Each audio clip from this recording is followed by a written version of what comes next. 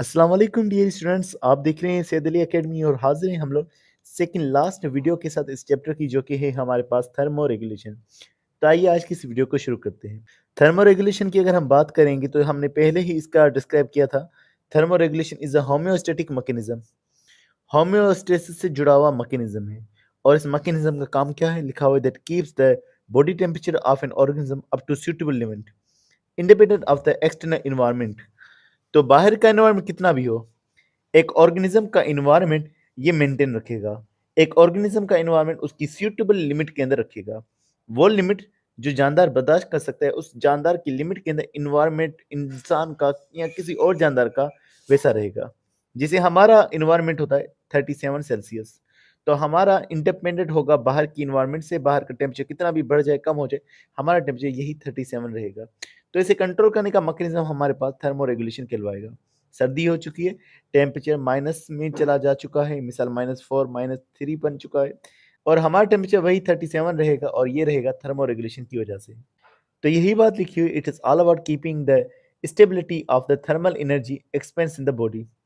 जो एनर्जी हमारे पास है, हमारी बॉडी के अंदर है, उसको स्टेबल रखना, जो हमारे पास हीट एनर्जी मौजूद है उसे बरकरार रखना बॉडी में, यही हमारे पास इस थर्मो रेगुलेशन के अंदर होगा कि हमारी एनर्जी को, हमारी हीट को ये ज़ाया होने नहीं देगा। आगे लिखा हुआ है कि इस हीट का हमारी बॉडी में होने से क्या फ़ायदा, लिखा हुआ है this stability of temperature is necessary. Temperature का बरकरार रहना ज़रूरी है। क्यों ज़रूरी है? Because if a person suffers with the loss of heat, अगर किसी इंसान की बॉडी में से हीट जा चुकी है, हीट का कम होना ये हाइपोथर्मिया कहलवाता है। हीट कम हो चुकी है, हाइपो कम को ज़ाहिर कर रहा है, और थर्मिया हीट को ज़ाहिर कर रहा है। तो हाइपोथर्मिया कब होगी? In a very low external temperature. जब बाहर का टेम्परेचर कम होगा तो हाइपोथर्मिया हो सकती है। क्यों हाइपोथर्मिया तब होगी? मिसाल के तौर पर बाहर का टेम्परेचर 10 सेल्सियस है, तो बाहर का एनवायरनमेंट कोल्ड है, हमारा एनवायरनमेंट है 37 सेल्सियस। तो 37 ज़्यादा गर्म होता है, हीट हमेशा गर्म से ठंड में जाएगी, तो हमारी बॉडी की हीट बाहर की तरफ जाना शुरू कर देगी। हाइपोथर्मिया में हमारी बॉडी से हीट कम हो चुकी होगी। अब इस कम हीट के अंदर हमारी बॉडी का टेम्परेचर कम हो गया तो क्या मामला होंगे, लिखा हुआ है देन दिस कंडीशन में lead to low metabolic activities. हमारी बॉडी में हीट कम हो चुकी है, कम मेटाबॉलिक रिएक्शंस होंगे, इतनी हीट जनरेट नहीं हो पाएगी। कार्डियक अरेस्ट होगा, यानी कि इंसान की दिल की धड़कन रुक सकती है। मज़े लिखा हुआ है ब्रेन डैमेज हो सकता है, और डेथ भी हो सकती है। तो ये सारे मेटाबॉलिक रिएक्शंस की वजह से, अगर हमारी बॉडी में कोई रिएक्शंस नहीं होंगे, हमारी बॉडी में कम अगर एनर्जी प्रोड्यूस होगी, तो ये सारे मामलात होंगे। आगे मज़े लिखा हुआ है कि अगर टेम्परेचर बढ़ जाए तो क्या मामला होगा।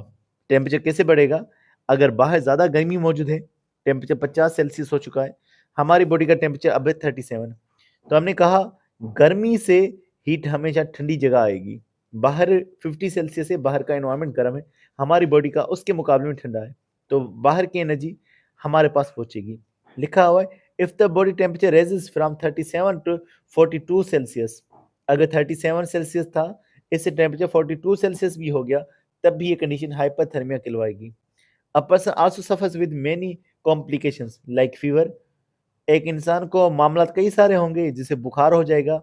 ऑस्मो रेगुलेटरी इम्बैलेंस, इंसान के अंदर वाटर क्योंकि ज़्यादा लॉस हो चुका होगा, तो वाटर का भी अमाउंट, साल्ट का अमाउंट भी बैलेंस नहीं रहेगा।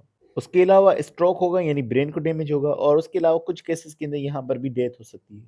तो टेम्परेचर ज़्यादा बढ़ना, हाइपरथर्मिया ये भी नुकसान, टेम्परेचर का कम होना ये भी नुकसान। मज़े लिखा हुआ है temperature is the limiting factor for enzyme activities. अगर टेम्परेचर चेंज हो जाता है तो एंजाइम्स के लिए भी मसला होगा, क्योंकि एंजाइम्स एक लिमिटेड टेम्परेचर में काम करती है। Body metabolism depends upon enzymes, और अगर एंजाइम्स काम नहीं करेंगे तो एंजाइम्स के काम ना करने से हमारी बॉडी में रिएक्शंस नहीं हो पाएंगे, क्योंकि एंजाइम का काम रिएक्शन को तेज करना है। तो मेटाबॉलिक रिएक्शंस नहीं होंगे, मेटाबॉलिक रिएक्शंस नहीं होंगे, तो फिर हमारी बॉडी के अंदर, जैसे कि हमने कहा कि हार्ट का मामला हो गया, ब्रेन का डैमेज हो गया, ये सारे मामला फिर हो सकते हैं। आगे लिखा हुआ है change in temperature affect the working of enzyme which disturb the metabolic activity. वही बात कि अगर टेम्परेचर बदल गया, एंजाइम काम नहीं करेंगे, हमारी बॉडी में मेटाबॉलिक एक्टिविटीज नहीं होंगी। फिर अब हम जिक्र करते हैं एनिमल्स के बारे में कि वो कितनी कैटेगरीज के अंदर डिवाइड किए गए हैं। तो हमारे पास एनिमल्स जो हैं वो 3 कैटेगरीज में डिवाइड किए गए हैं।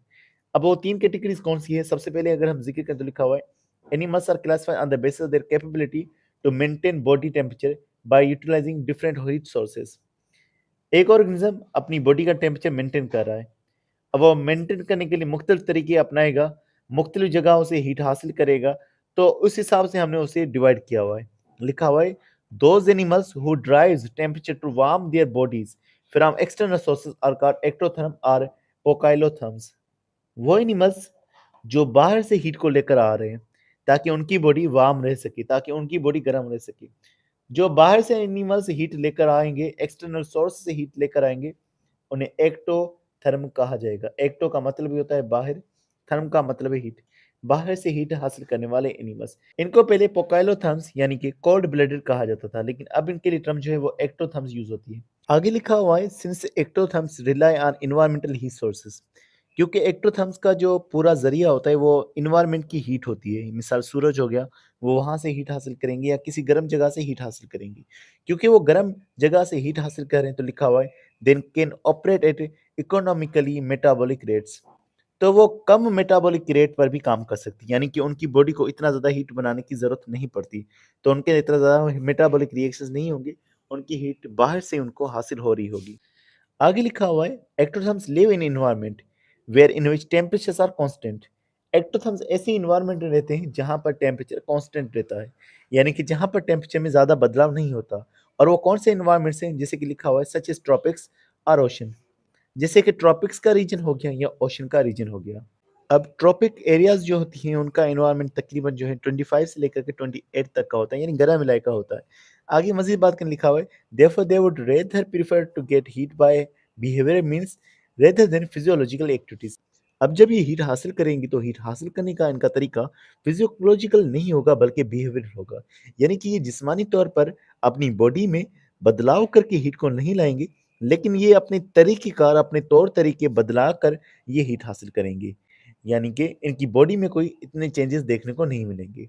आगे लिखा हुआ ये एनिमल्स कौन से, लिखा हुआ है these animals include invertebrates, fishes, amphibians and reptiles. Amphibians हो गए, फिशेस हो गए, रेप्टाइल्स हो गए, या वो एनिमल्स जिनमें वर्टिब्रल कॉलम नहीं होता, इनवर्टिब्रेट्स, ये सारे पोक्लोथर्म्स यानी कि एक्टोथर्म्स के अंदर आते हैं, जिनका जरिया बाहर से हीट हासिल करना होता है।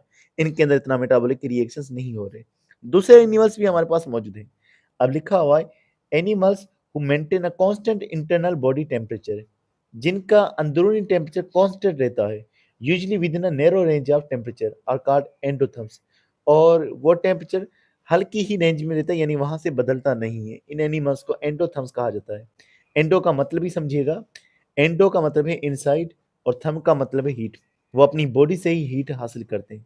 तो लिखा हुआ है इन्हें दूसरा होमोथर्म्स भी कहा जाता है। होमोथर्म्स वैसे पहले कहा जाता है वार्म ब्लडेड एनिमल्स, तो अब ये टर्म यूज नहीं होती। मज़ीद लिखा हुआ है इनके बारे में वही बात जो हमने कही, these animals regulate their own body temperature through internal metabolic processes. इनमें मेटाबॉलिक रिएक्शंस होते हैं जिनकी वजह से ये अपनी बॉडी का टेम्परेचर मेंटेन कर पाते हैं। आगे लिखा हुआ when external environment become cold और hot, they automatically monitor these changes and maintain the body temperature up to normal range through physiological and behavioural strategies.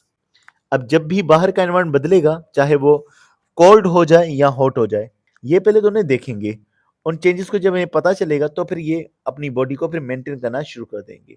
अब मेंटेन करने का तरीका इनके पास फिजियोलॉजिकल हो सकता है, यानी अपनी बॉडी से मेटाबॉलिज्म के ज़रिए से या बॉडी में कुछ और बदलाव करके इसे मेंटेन कर सकते हैं, या बिहेवियर के ज़रिए से ये अपनी बॉडी के अंदर टेम्परेचर को मेंटेन कर सकते हैं।